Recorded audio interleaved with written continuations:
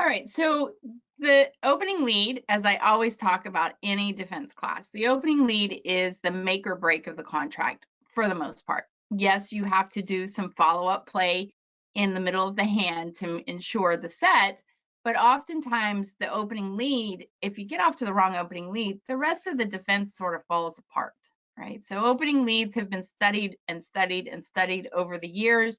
Computer generated analysis started in the 90s, and it still comes up to sometimes all you have is a 50-50 educated guess.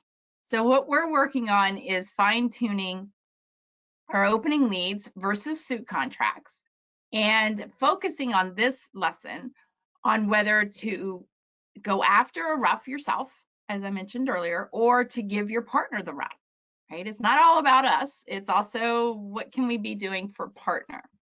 So to answer these questions of, well, should I be getting a rough myself or should I be trying to give my partner a rough? We're going to start with the defensive checklists. And for those who have taken Become a Better Defender, you're very familiar with this checklist. And I just want to just quickly review through it to get everyone on the same page.